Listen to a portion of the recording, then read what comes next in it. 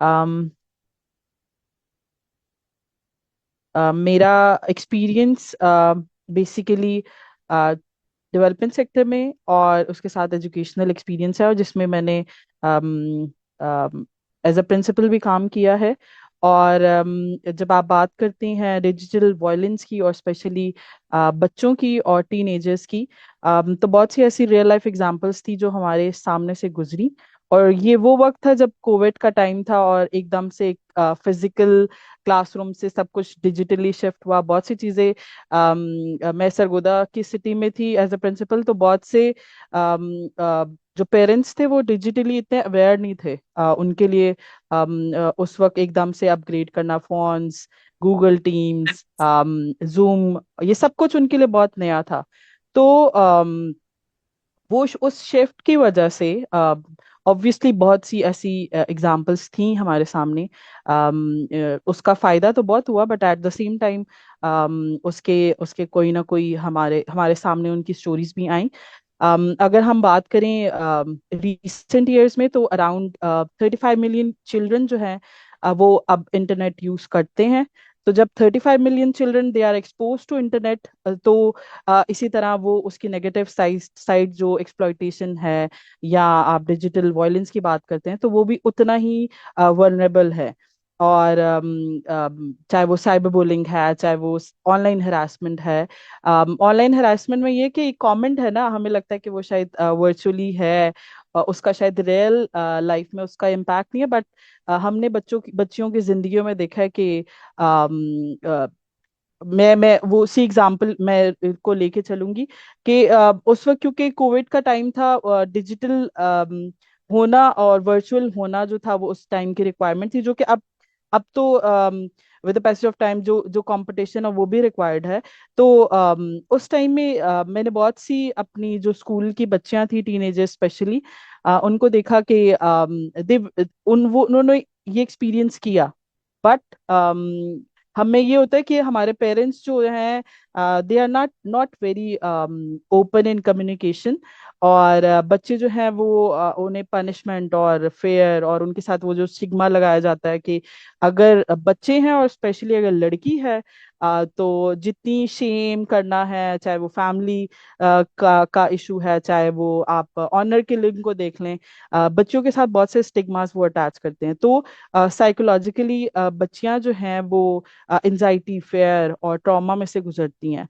उसके साथ साथ इस डिजिटल वायलेंस की वजह से मैंने अपने स्कूल की बच्चियों को देखा कि पेरेंट्स ने प्रेफर किया कि उन्हें उनकी एजुकेशन रुकवा दी जाए। ड्रॉप आउट नंबर एकदम से कोविड के बाद इंक्रीज हो गया, और अर्ली चाइल्ड मैरिजेस के लिए उन बच्चियों को फोर्स किया, चाहे वो जितना भी इंटरेस्टेड हो, चाहे वो जितनी भी इंटेलिजेंट हो, चाहे उनका बेसिक ह्यूमन राइट है। बट उनको जो है वो शादियों के लिए फोर्स किया गया। प्लस जितना ज्यादा हम डिजिटल देखते हैं कि बच्चे आजकल, हर छोटे बच्चे के पास भी फोन है, तो उतना ही इनअप्रोप्रिएट कंटेंट जो है वो उसका एक्सपोजर भी बच्चों के पास ज्यादा होता है।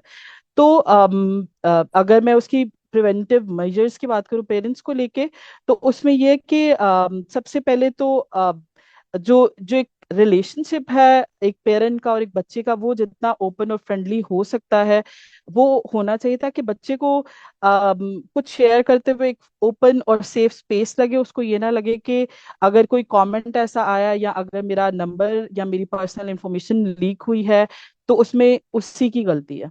हमारे पास एक एग्जांपल ये भी थी कि एक पेरेंट ने अपना फोन जो है वो सेल आउट किया, और उसमें ऑब्वियसली वो इतने अवेयर तो थे नहीं।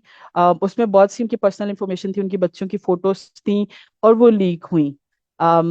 और जिसके पास भी वो उन्होंने फोन बेचा, उनके पास वो पर्सनल इंफॉर्मेशन थी, उन्हें थ्रेट किया गया। शायद वो पेरेंट्स को ये बेहतर लगा कि शायद उन बच्चियों को स्कूल से निकाल लेना आसान लगा।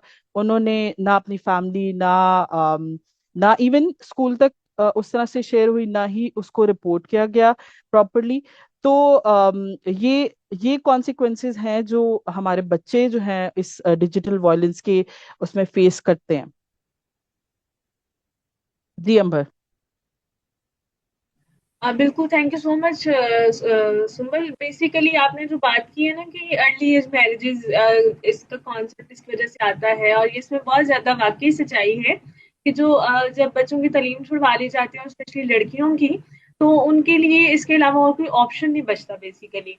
और वो बिल्कुल। एक ऑप्शन जो है वो उन्हें कितनी मार्जिनलाइजेशन की तरफ लेके जाता है। आपने हम हम्म। शायद कभी इन चीजों को ऑब्जर्व भी नहीं करते कि अगर अर्ली एज मैरिज होगी, अर्ली चाइल्ड बर्थ होंगी, उसके बाद जो है सोशो इकोनॉमिक उसमें फैक्टर्स आ जाते हैं उनके, वो बिल्कुल। अपने राइट्स से बिल्कुल। अवेयर नहीं होते। तो ये एक मतलब मेरा ख्याल है जिस दिन से हम इस पे बात कर रहे हैं 16 डेज ऑफ एक्टिविज्म की वजह से, हम जिस दिन से डिजिटल वायलेंस पे बात कर रहे हैं, तो मैं इस चीज को बहुत ज्यादा ऑब्जर्व कर रही हूँ कि हम शायद इन हम्म। पर्सपेक्टिव्स के बारे में, इन इश्यूज के बारे में सोचते भी नहीं है। हमें शायद अंदाजा भी नहीं होता कि एक छोटा सा इशू जो है वो उसके कितने डोमेन्स हैं, और वो कहाँ कहाँ हमें उसके हम्म। चैलेंजेस और उसकी सारी जो मुश्किलात है वो कहाँ कहाँ फेस करनी पड़ रही होती हैं। तो ये वाकई अगर हम इस चीज को देखें, और कहीं ना कहीं I just want to add कि हमें ये भी देखना चाहिए कि हमारे पेरेंट्स को इस चीज को अंडरस्टैंड करना चाहिए।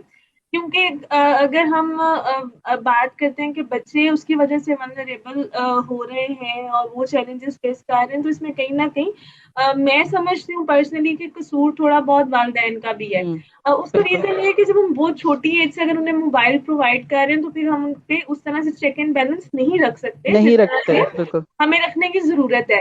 और फिर जब हम चेक एंड बैलेंस नहीं रखते, और आपने जैसे बात की है कि वो फिर हर तरह का कंटेंट भी उनके लिए अवेलेबल है, हम्म। हालांकि मैं इस चीज को उस तरह से जस्टिफाई नहीं करना चाहती, लेकिन फिर भी क्योंकि हम इसको इसमें ट्रांसपेरेंसी नहीं ला सकते, तो फिर हमें उसके कॉन्सिक्वेंसेस को भी बेयर करने का हमारे अंदर हौसला होना चाहिए, बजाय इसके कि हम बच्चों को बाद में टारगेट करें, या फिर स्पेशली लड़कियों को उनके उनके लिए बहुत सारे चैलेंजेस हम क्रिएट कर देते हैं, जिसकी वजह जो शायद हमें खुद भी अंदाजा नहीं होता। तो क्योंकि आप चाइल्ड कहीं ना कहीं आपका एक्सपीरियंस बच्चों के साथ ज्यादा है, तो इस वजह से आपने ये सारे पॉइंट्स रेज किए हैं। और मेरे ख्याल से बहुत अच्छे ये पॉइंट्स हैं, जिसको शायद अगर जैसे हमारे साथ यंग पेरेंट्स भी होंगे, उसके अलावा हमारे साथ यूथ है, तो वो कहीं ना कहीं अगर इन चीज़ों को अंडरस्टैंड करें, तो मेरे ख्याल से ये बहुत एक लॉजिकल चीज़ है, और इसको इंश्योर करने की भी ज़रूरत है। एक और पॉइंट मैं ऐड करना चाहूंगी। हम बहुत कुछ कहते हैं कि पेरेंट्स जो हैं वो उनसे अवेयर हों, बट हम्म, मैं समझती हूँ कि अगर पेरेंट्स बच्चों को छोटी एज से कंसेंट की क्या वैल्यू है, नो, नो का मतलब नो है और यस का मतलब एग्जैक्टली। यस है, ये सिखाएं। क्योंकि यही बच्चे कल को जो है विदाउट एनी कंसेंट चीजें शेयर करते हैं, उनसे नो बर्दाश्त नहीं होता। हमारे पास एक एग्जांपल है अभी सना यूसुफ की, जो टिकटॉकर थी, और हम मैं कमेंट्स देख रही थी, इवन जो अभी वीडियो आई थी जिसमें बच्ची के बाल काटे गए और वो वीडियो वायरल हुई है, और वो बच्ची का अभी खुद वीडियो रिकॉर्ड आया, और नीचे कमेंट्स तो वो ही मिसोजिनिस्ट हेट कमेंट्स, कि ब्लेम गेम जो है वो विक्टिम को ही किया जा रहा है, कि अगर आपके साथ ये हुआ है, अगर आप ये वायलेंस फेस किया है, तो आपने खुद ये सब कुछ किया है, और शायद आप खुद चाहते थे कि आपके साथ ये डिजिटल वायलेंस होता। और हम जब तक अपने जो जो इस तरह के केसेस के किलर्स हैं उनको ग्लोरीफाई करते रहेंगे, तो शायद ये जो माइंडसेट है ना, अगर ये इस पे काम किया जाए छोटी एज से, तो शायद जो चेंज है वो आ सकता है। हमारा क्योंकि पेट्रियार्कल हमारा सिस्टम हम्म। है, उसके अलावा हमारी जो मिसोजिनी वाला एक कॉन्सेप्ट है हमारे कल्चर में, इसको हम खत्म तो नहीं कर सकते, लेकिन कहीं ना कहीं रिड्यूस करने की कोशिश की जा सकती है। ब्लेम गेम बहुत ज्यादा है, क्योंकि जाहिर बात है कि जब बच्चे एक्सप्लॉइट होते हैं तो फिर ब्लेम गेम होती है, पेरेंट्स अपना अपना गुस्सा और अपनी अपने उन कॉन्सिक्वेंसेस का जिम्मेदार उन्हें ठहराते हैं, जो कि मेरे ख्याल से कहीं ना कहीं गलत है। ठीक है, अगर बच्चों की आप चेक इन बैलेंस रखें, उन्हें खुद सेफर जो स्पेसेस हैं प्रोवाइड करें, तो फिर आप इन चीज़ों को इंश्योर कर सकते हैं। अदरवाइज आप ब्लेम नहीं कर सकते कि इसमें बच्चे की गलती है। और ऐसी बहुत सारी एग्जांपल्स हैं हमारे पास। मेरे ख्याल से भी मैं पिछले दिनों में देख रही थी ज़हरा फातिमा शायद एक बच्ची थी जिसने अर्ली एज मैरिज की थी और वो सारा उसका जो केस था, तो उसमें उसके फादर ने उसे बहुत सपोर्ट किया। उसके फादर ने उसे स्कूल में दोबारा से एडमिशन दिलवाया और वो भी पढ़ रही है। तो कुछ लोगों ने बहुत अच्छे कमेंट्स उस पोस्ट पे किए हुए थे कि इस तरह के वालिदैन होना बहुत ज़रूरी है माशरे में, जिन्होंने इस सारे सिनेरियो के बाद भी उस बच्ची को सपोर्ट कर रहे हैं। अदरवाइज़ मेरे ख्याल से 99% कहीं न कहीं केसेज़ वही होते हैं कि वालिदैन बच्चों को आग कर देते हैं और फिर बच्चे फिर उसके बाद किन मुश्किलात का शिकार होते हैं, ये शायद हमें अंदाज़ा नहीं होता। तो कहीं न कहीं हमें भी एज़ अ, मतलब कहीं मतलब मैं पेरेंट कहने लगी, लेकिन एज़ मतलब यंग एक्टिविस्ट और बाकी जो लोग हमारे साथ हैं, हमारे गेस्ट, तो अगर कहीं न कहीं वो एज़ अ पेरेंट जो है इस चीज़ को समझे, तो मेरे ख्याल से ये बहुत ज़रूरी है। So thank you so much Sumbal आपका।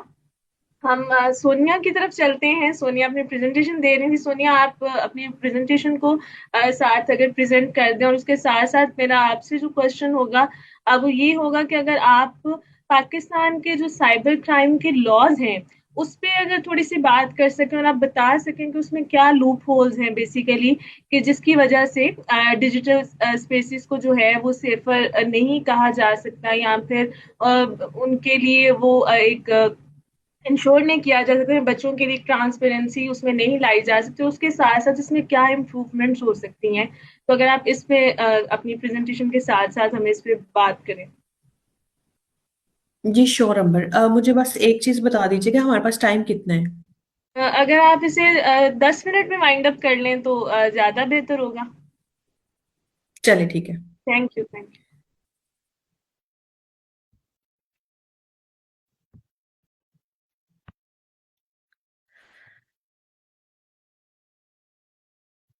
अच्छा, हम बात कर रहे थे इसकी कि फॉर्म्स की हमने बात की और एआई का इसमें क्या रोल है। तो अब वो ग्रुप्स जो ज़्यादातर इफेक्ट हो रहे हैं टेक जेंडर बेस्ड वायलेंस से, हमने पहले भी बात की कि इसमें खवातीन और लड़कियों की रेशो ज़्यादा है। जब हम ओवरऑल इसके सोशल फैक्टर की बात करते हैं, और जैसे सुंबल और अंबर ने भी बात की कि हम ऐसी सोसाइटी में रह रहे हैं जो कि पेट्रियार्कल डोमिनेंट है, तो इसी लिहाज से जब हम खवातीन के ऊपर कंट्रोल को, उनकी मोबिलिटी रिस्ट्रिक्शन को, उनके बिहेवियर को, उनके एक्सप्रेशन को कंट्रोल करना नॉर्मलाइज करेंगे ऑफलाइन, तो जाहिर बात है ऑनलाइन भी लोगों को जो है वो करने में आसानी होगी। इसी के साथ साथ जेंडर बेस्ड पावर इम्बैलेंस इसमें बहुत हद तक कंट्रीब्यूट करता है, जो कि खवातीन को और लड़कियों को जो है वो जज करता है सोशल मीडिया के ऊपर ज़्यादा हार्शली। बिकॉज एक फैक्टर इसके साथ ये भी जुड़ा हुआ है कि ये कौन सा मेरे सामने है या ये कौन सा कोई एक्शन लेगी। तो इस किस्म की जो चीज़ें हैं टेक जेंडर बेस्ड वायलेंस को ज़्यादा जो है बढ़ावा दे रही है। इसके साथ साथ एक और फैक्टर इसके साथ जो जुड़ा हुआ है लो डिजिटल लिटरेसी का, कि हमारे जो साइबर बुलिंग के जो लीगल फ्रेमवर्क है उससे हम अवेयर नहीं है, खास तौर पे खवातीन। इसके साथ साथ हमारी प्राइवेसी टूल्स क्या है, हमारी सेटिंग, साइबर लॉज, उससे हम अनअवेयर हैं। तो ये सारी चीजें हमें ज्यादा इसके केसेस जो है वो देखने को मिल रहे हैं। इसके अलावा जो बगैर ऑथेंटिकेशन के हम ऐप्स को डाउनलोड करते हैं और वेबसाइट्स पे जाते हैं, तो जाहिर बात है हम अपना डाटा भी जो है वो कॉम्प्रोमाइज कर रहे हैं। जहां तक बात है, अंबर ने भी जो चीज कही कि क्या पाकिस्तान के अंदर लीगल फ्रेमवर्क क्या है, तो अभी तक जो हमें लीगल फ्रेमवर्क इस हवाले से नजर आता है वो है prevention of electronic crimes act, यानी कि पीका 2016 का, और अभी जो अमेंड हुआ है 2025 में वो भी जो कि प्रोटेक्शन के ऊपर काम कर रहा है। इसके अलावा FIA साइबर क्राइम विंग हमें एक लीगल फ्रेमवर्क नजर आता है, जो कि उस तरह से इनकी इम्प्लीमेंटेशन है नहीं है, लेकिन कम अज कम पाकिस्तान में 2 लॉज हमें नजर आते हैं जो कि ऑनलाइन अब्यूज को, डिजिटल अब्यूज को जो है वो देख रहे होते हैं। जो 2 लॉज अंडर द टेबल हैं वो है regulation of the artificial intelligence bill, जिसपे काम होना बहुत जरूरी है, और इसके साथ साथ डाटा प्रोटेक्शन बिल, यानी कि हमारा जो डाटा किस हद तक उस कौन कौन उस तक एक्सेसिबल है, इस लॉ के अंदर ये सारी चीजें कवर होंगी। और इसकी सिक्योरिटी कितनी है और कितनी एक्सेसिबिलिटी कितनी एक्सेसिबिलिटी है इस लॉज के अंदर, वो सारी चीजें डिस्कस हो रही होंगी।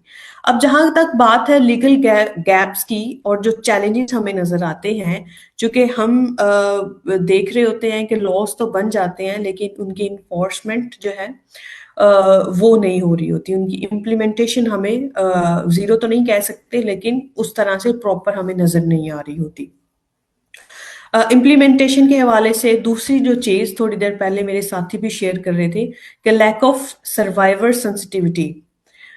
एक तो उनके जो सर्वाइवर्स हैं उनकी जो इंफॉर्मेशन है उनकी सिक्योरिटी कितनी होगी ये हमको मालूम नहीं है।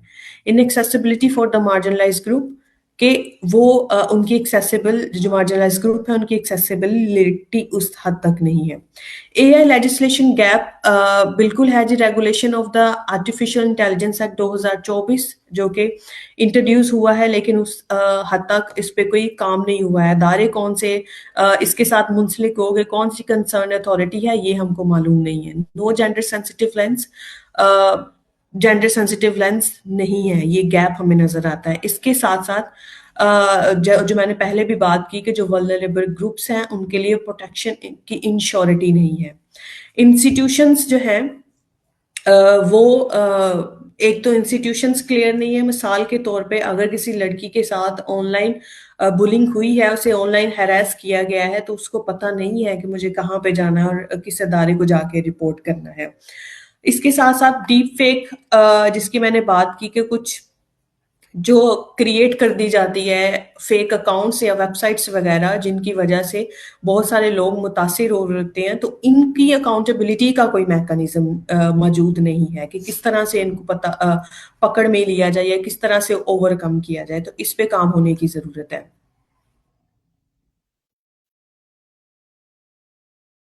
ये कुछ इमरजेंसी रिसोर्सेज हैं। कुछ हेल्पलाइंस मुझे नजर आई और मैंने सारी इसमें डाल दी। एफआईए साइबर क्राइम हेल्पलाइन है हमारी 9911। हम सब साथी क्योंकि किसी ना किसी तरीके से किसी ग्रुप के साथ जुड़े हुए हैं और कह लें कि कम्युनिटी के साथ इंगेज होके काम कर रहे हैं, तो ये अवेयरनेस के तौर पे हो सकती है।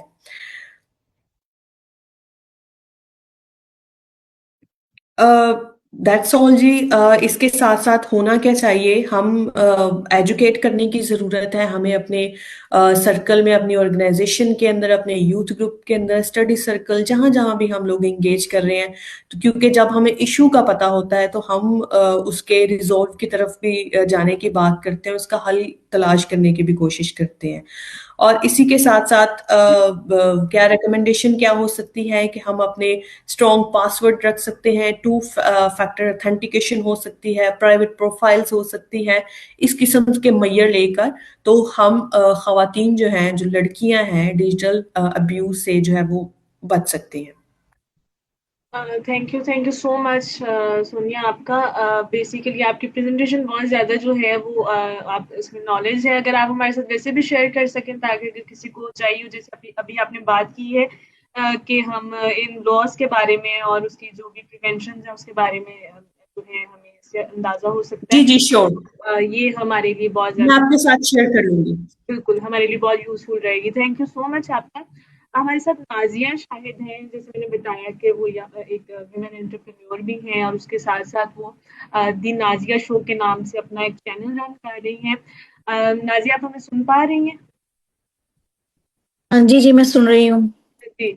थैंक यू सो मच आपका ज्वाइन करने के लिए एज अ गेस्ट। और आपका जैसे चैनल है, आप उसके बारे में हमें बताएं कि जब हम इस तरह की स्पेशली फीमेल्स जब इस तरह के चैनल्स या इस तरह के डिजिटल प्लेटफॉर्म्स जो है वो यूज करती हैं तो उनके लिए क्या चैलेंजेस होते हैं, या फिर आप उस चैनल के थ्रू जो अपना मैसेज कन्वे करने की कोशिश कर रही हैं।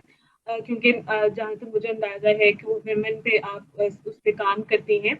तो आपको क्या लगता है कि आपके पास यहाँ पे जो जिन लोगों के साथ आप एंगेज करती हैं उनको किस तरह के चैलेंजेस का सामना करना पड़ता है?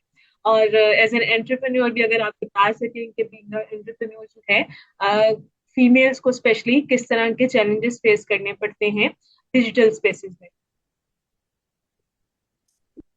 Good evening everyone.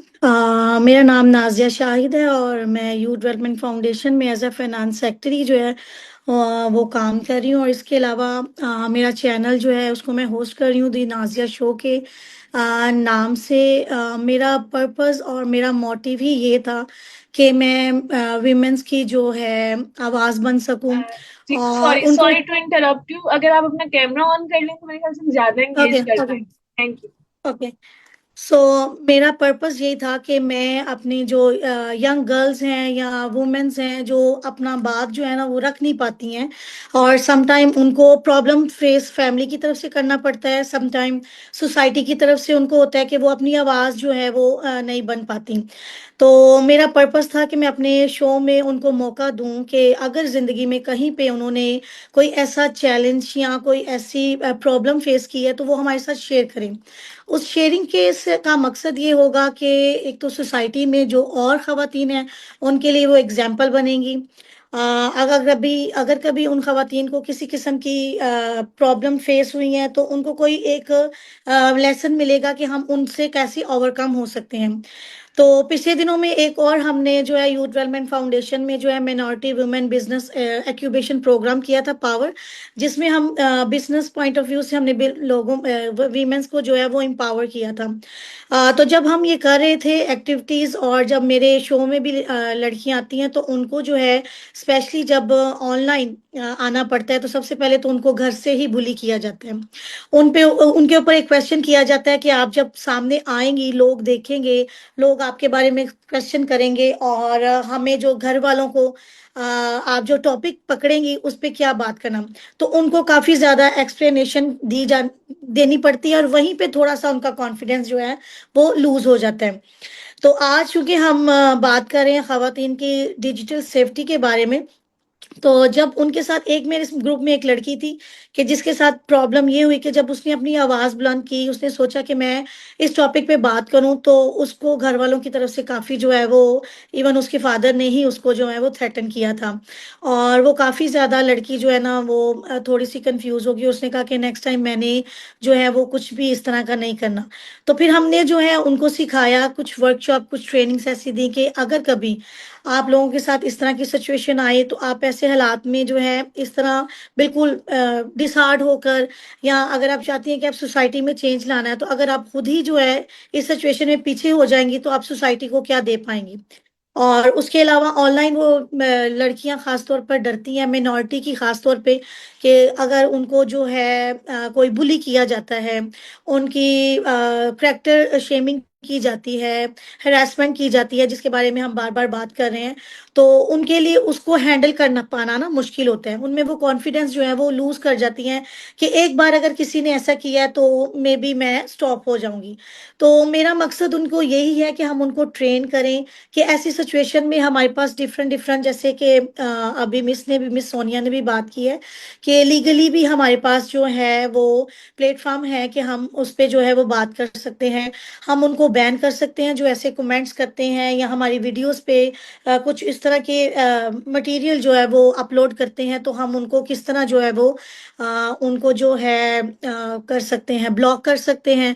उसके अलावा उनको हमने बताया कि आप कोशिश करें कि बहुत ज़्यादा, हम सोसाइटी में चूंकि चेंज लाना चाहते हैं लेकिन हम ये नहीं चाहते कि हम अपनी फैमिली को डिस्कस करें या हम अपना बहुत सारा पर्सनल एक्सपीरियंस शेयर करें। हम जर्नल रहते हुए भी अपनी सोसाइटी में जो है वो एक मैसेज जो है वो डिलीवर कर सकते हैं, जिसकी वजह से हमारी फैमिली जो है वो इफेक्टिव नहीं होंगी और हमारी फैमिलीज को लगेगा नहीं कि भाई हमें जो है ना वो टारगेट किया जा रहा है।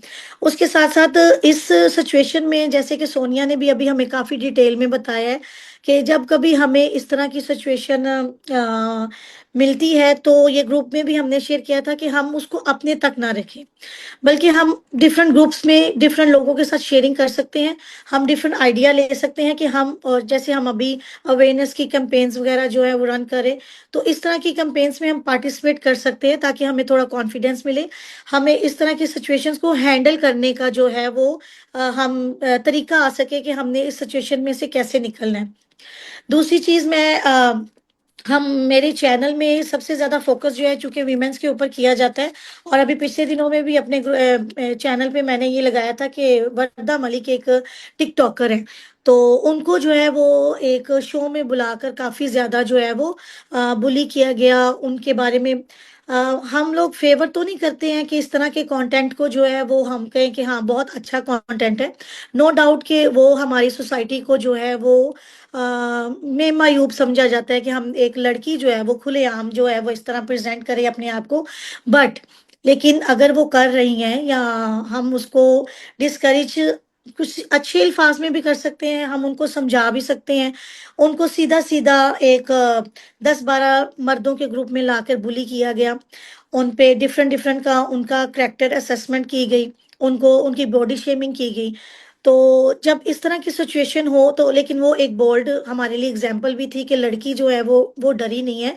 उस वो इमोशनली भी उसने अपना एक्सपीरियंस शेयर किया उस टाइम पे, और उसने बताया कि मैं कैसे अपनी फैमिली को जो है वो सपोर्ट कर रही हूँ, और किस तरह स्ट्रांगली जो है वो मैं करूँगी। अगर किसी को प्रॉब्लम है वो ना देखे, अगर किसी को लगता है कि मैं गलत कर रही हूँ तो वो मुझे वो जो है वो ब्लॉक कर दे, वो मेरी वीडियो क्यों देख रहे हैं। तो उसने बड़ी स्ट्रांगली जो है वो मैसेज है हमारे लिए कि ये तो नहीं कहेंगे कि हम बहुत बोल्डनेस में चले जाएं, लेकिन मैसेज है कि एक वीमेन होने के नाते हमें थोड़ा सा स्ट्रांग अपने इमोशंस को, अपने ख्यालात को, यानी जब हमने अपने आप को सोसाइटी में प्रूव करना है किसी अच्छे काम के लिए, तो हमें जो है ना वो फिर एक बोल्ड स्टेप लेने की ज़रूरत है, और इस तरह की चीज़ों को जो है वो स्ट्रांगली जो है फेस करने के लिए हमें वाइजली जो है वो आगे से रिस्पॉन्स करने की ज़रूरत है। तो चूंकि हम ये जो अभी स्ट्रेटजी जो है वो बना रहे हैं, तो हम डिफरेंट डिफरेंट हमारे पास प्लेटफॉर्म है, जैसे कि सोनिया ने भी डिस्कस किया कि हमारे पास cyber crime wing hand Pakistan है, एफआईए है, तो हम वहाँ पे भी हेल्पलाइन पे डिफरेंट हेल्पलाइंस बताई हैं जैसे। तो ऑलरेडी हम वीडियोस में भी हम लोगों को वीमेंस को ये गाइड करते हैं कि अगर कभी आपके साथ इस तरह का कोई सिचुएशन हो घर के अंदर या सोसाइटी में या ऑनलाइन, आपके साथ कभी इस तरह की सिचुएशन होती हो, तो आप हेल्पलाइन भी यूज कर सकते हैं।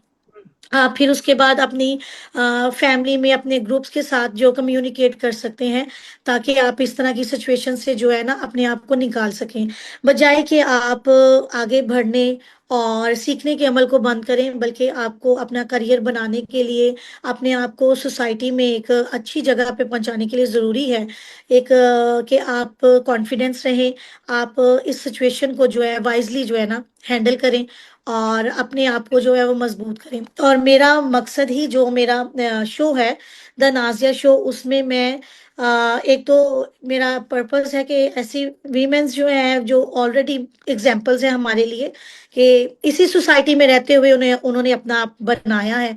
तो और दूसरी तरफ मैं ऐसी वीमेंस को लेके आती हूँ जो कि जिन्होंने ये प्रॉब्लम्स फेस की हैं, और आगे वो क्या मैसेज इस प्रॉब्लम में रहते हुए वो दूसरी वुमेन्स को क्या मैसेज देना चाहती हैं कि कैसे हम इस सिचुएशन को हैंडल कर सकते हैं।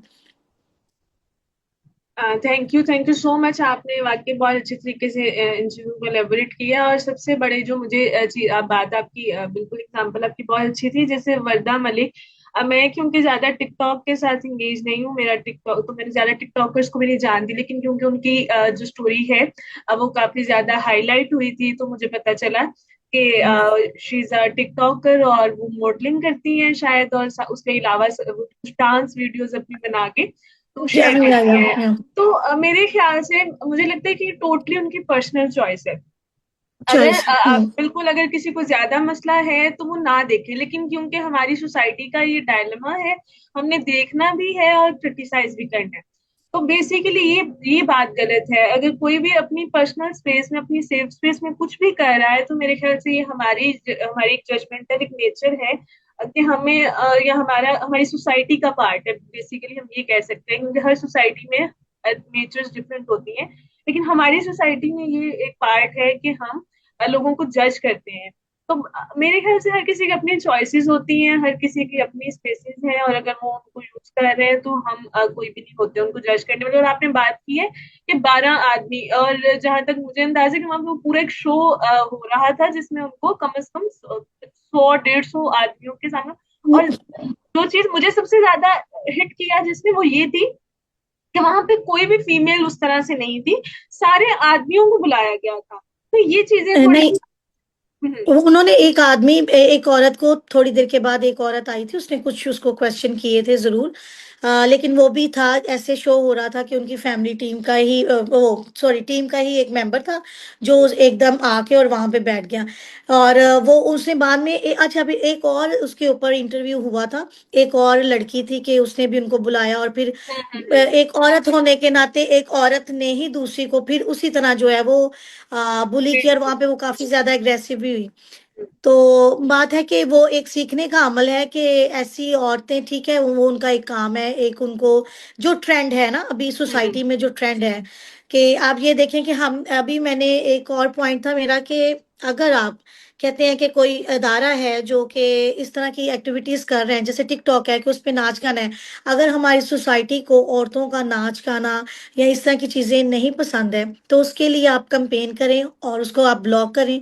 और इस जो आप साइट है वो उसको आप यूज कर सकते हैं कि किसी अच्छे पर्पस के लिए। आप कहें कि हम नाच गाना खत्म करें, और इसके ऊपर कोई एजुकेशनल भी उस पे चलती हैं, लेकिन उस एजुकेशनल की साइड की तरफ, टिकटॉक की तरफ कोई आता नहीं है। उसके हैं वो सारे फेजेस हैं, लेकिन उधर किसी कोई वहां पे कॉमन नहीं है वो, तो ज्यादा इसी पे चल रहे हैं। तो आपने पहले सिस्टम में वो चीज ले आए और फिर आप उसी सिस्टम के अंदर जो है वो बात करें। और इसके साथ अंबर मैं बात करना चाहूंगी, मिस सुंबल ने अभी बात की थी कि पेरेंटिंग के ऊपर की थी, कि बहुत हद तक गर्ल्स की एजुकेशन के बारे में पेरेंट्स जो होते हैं ना, वो इतने सीरियस नहीं होते। जैसे उन्होंने कहा कोविड के बाद लड़कियों को नहीं भेजा गया, या कोविड के क्या बाद इतनी इम्पोर्टेंस ही लड़कियों को नहीं दी जाती। ये भी मेरे प्रोग्राम में बहुत सारी यंग गर्ल्स ने इस पे जो है वीडियोस बनाई थी, कि उन्होंने कहा कि प्रेफर किया जाता है लड़कों की एजुकेशन पे और लड़कियों को इतना नहीं। तो जब भी लड़कियां फ्रस्ट्रेटेड होती हैं और जब उनके हाथ में फोन आता है, तो वो फ्रस्ट्रेशन अपनी जो है वो कहीं ना कहीं जो है वो इंटरनेट पे जो है वो निकालती हैं, और जिसकी वजह से आगे फर्दर उनकी फ्रेंडशिप और जो भी वो करती हैं, तो उसके नतीजा में उनको जो है बुली किया जाता है या उनको ब्लैकमेल किया जाता है। तो ये हमारे पेरेंटिंग के ऊपर भी बात आती है कि हम अपने बच्चों को या यंग जनरेशन को हम किस तरह डील कर रहे हैं। हम उनको जो है घर के अंदर रह के ही जो है वो हम इतना उनकी एजुकेशन और उनकी अपब्रिंगिंग जो है वो हम ऐसे करते हैं कि हम डिफरेंस कर रहे होते हैं, जिसकी वजह से बच्चे जो है वो बैलेंस नहीं कर पाते अपने इमोशंस के साथ, अपनी फीलिंग्स के साथ। तो वो कहीं ना कहीं जाके फीलिंग्स और इमोशंस जो वो निकलते हैं, वो इंटरनेट पे और ऑनलाइन जो है ना इन सारी चीजों पे निकलते हैं। तो फिर वो सोसाइटी में जो है वो प्रॉब्लम क्रिएट करते हैं। बेसिकली वो ऑनलाइन स्पेसेस को के साथ कंफर्टेबल हो जाते हैं, और फिर वो हाँ, सारी बात है कि वो जो कंफर्ट लेवल है फिर वो उसको छोड़ना उनके लिए भी मुश्किल होता है। उसमें पेरेंट्स का ये रोल है, जहां तक मुझे लगता है कि पेरेंट्स की ये गलती है कि आजकल के जो पेरेंट्स हैं, अब वो भी इंटरनेट और सोशल मीडिया के साथ इतने एंगेज हैं कि वो भी बच्चों को टाइम नहीं देते। आपने नोटिस किया होगा कि बच्चा रो रहा है तो मोबाइल पकड़ा दो, बच्चा खाना नहीं खा रहा है ये तो मोबाइल पकड़ा दो। तो हम कहाँ ऐसे उनको फ्रेंडली एनवायरनमेंट प्रोवाइड कर रहे हैं कि फिर हम उनसे कंप्लेन करें कि वो जो है गलत सब रास्तों की तरफ जा रहे हैं, या ना वो जाना। इंटरनेट का ज्यादा यूज करते हैं, या उनका उनके फिर कंफर्ट स्पेसिस क्या है। तो हम फिर इस चीज को उनको क्वेश्चन नहीं कर सकते या बेसिकली। बिल्कुल। ये कहीं ना कहीं हमारी पेरेंटिंग पे मेरे ख्याल से क्वेश्चन है कि हम हमें उनको वो फ्रेंडली एनवायरनमेंट घरों में प्रोवाइड करने की जरूरत है, कि बेशक वो बिल्कुल ऑनलाइन चीजों को यूटिलाइज करें, ऑनलाइन स्पेसिस को यूटिलाइज करें, क्योंकि डिजिटल का दौर है और चीजें आगे और ज्यादा डिजिटलाइज होंगी। लेकिन उनके सही पहलू बताने की हम उन्हें कोशिश करें कि क्या दुरुस्त। इन चीजों के क्या नुकसानात हैं और उनके क्या फायदे हैं, और किन फायदों के लिए आपको यूज करना चाहिए। तो एक तो जो ये कॉन्सेप्ट है, 1 साल के बच्चे को या 6 माह के बच्चे को, 2 3 4 साल के बच्चे को फोन प्रोवाइड करने वाला, खुद हम उनके उनकी हेल्थ के साथ भी तो कहीं ना कहीं हम कॉम्प्रोमाइज कर रहे हैं ना, मेरे कॉम्प्रोमाइज। ख्याल से। हम एक चीज जब सारा दिन देखेंगे तो हमारे माइंड हमेशा सोते जागते उठते बैठते सिर्फ उन्हीं चीजों की तरफ लगे रहते हैं। तो हम खुद उनको नहीं, वो एक एनवायरनमेंट प्रोवाइड कर रहे हैं।